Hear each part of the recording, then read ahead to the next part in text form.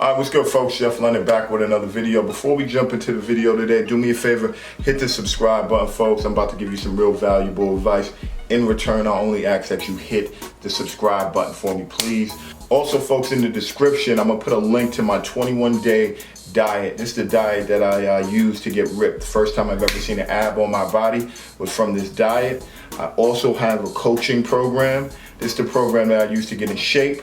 And I'm coaching people. I want to share it with other people. That way you don't have to go through the same frustrations I did. That's going to be in the description too. Decided to make the video. I know two people, they're doing this diet. It's like a 21-day cleanse. I think it's a 20-day cleanse. It's super intense, right? And they already failed, right? After like day 5, they already failed. And the reason why most people fail diets is because the adherence is super low. Right? It's not a sustainable diet. That's the number one problem with diets, period, is that they're not sustainable. You can't live your life like just eating fruits and vegetables for, forever. Those who do these rigorous diets, these 30-day crash diets, they're mentally tough. They're tough enough to get through it, but they gain all the way back, right? It's extremely stressful. I don't recommend it. They did a poll. I got this stat from Credible Source. I just don't remember which one. I would say 95% of people who try the diet deviated from the diet in some shape, way, or form.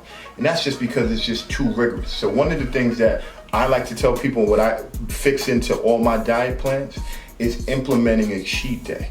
So I think it's easier for people. Like for example, with my diet, with my 21-day diet, 60% of the people have completed it and followed it to the T, opposed to 95% of people who deviate from your traditional diet. And I think the reason why is because in my diet plan, I fix in a cheat day, right? 2 of them. So, and let's not just talk about my diet. I just think in general, if you're trying to like go on a fat loss journey, if you structure in a cheat day, psychologically, I think it's easier for you. Because you're like, all I have to do for 5 days is just stay clean, and on day 6, I get a cheat day. So that's one tip for you. If you're trying to lose weight, implement your cheat day. Tip number 2, when you do your cheat day, folks, it's only one wake cycle. I know some folks who are under the impression that they'll start their cheat day at 8 p.m. and think it's a whole 24-hour period, and they'll cheat all the way from 8 p.m., go to sleep, wake up in the morning, and cheat all the way again the next day till 8 p.m. And that's not how cheat days work. And in fact, your chances of storing fat are going to be way high. You're going to store fat if you cheat that way. It's just a wake cycle. So if you wake up in the morning at like 9 a.m., then at the end of the night when you go to sleep, that's the end of your cheat day. It's over. All right, so that's how you should go about your cheat day. That's tip number 2. And tip number 3 is that I always build in carbohydrates into my diet plan.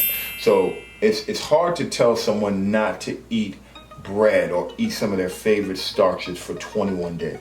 So what I do is I limit people to 1 starch carb per day, right? So let's say you're a guy who really likes rice. Like I'm Haitian, right? I grew up, both of my parents are from Haiti. So like throughout my entire life up until college, like every meal in Haitian culture has rice in it, pretty much, virtually, right? So, and if your parents are from an island or from another country, you'll notice that they'll have something like Indian folks, they have roti all the time, which is some type of bread, doughy bread. Now, if you told me when I was a kid, a teenager, to stop eating rice altogether for 30 days, I wouldn't be able to do that, right? But if you would have told me, hey, you could only have rice once a day. I don't care when it is, you pick it, whether it's for lunch, dinner, or nighttime, only once a day. That'd be different. I could do that. So that's what I recommend to you. Instead of going on a super cold diet and just saying, hey, I'm not gonna have anything, I suggest that you limit yourself to 1 meal per day. So if you're a bread person and you like egg and bacon in the morning, let that be your 1 starch carb. But for the rest of the day, you're gonna do vegetables and protein. All right, so that's tip number 3. All right, folks, and then the last tip, here's the soft tip, is that you gotta surround yourself with like-minded people. You gotta go join a group. I'm telling you, there's a lot of power in groups, man. Like a good example of this is CrossFit. CrossFit is a successful group. Now, I'm not a big CrossFit guy. I like some things about CrossFit. I like a lot of things about CrossFit, but there's some things I don't like about CrossFit. But overall, I think it's great. And one of the main benefits of CrossFit is the community. It's such a tight-knit community. And when you join a community like that of people who are in shape, who are exercising, who are working hard, who grind, who appreciate grit, who like doing difficult things, and you're in that community, you start adapting those qualities, right? So, and I always tell people that's the quickest way to change anything. If you want to make more money, I think you should hang out with people who have more money. If you want to get fit, you should hang out with people who are fit or who are trying to get fit. You gotta hang around with like-minded people. That's my soft tip for you, but it's very powerful. I strongly recommend it. The first time I've ever got abs, I started hanging out with these guys who were way fitter than I am, way fitter, and they all had abs. And I was like, damn, I gotta get abs. And you know what? Within a month, I got abs. So hopefully that was helpful. If it was, hit that subscribe button.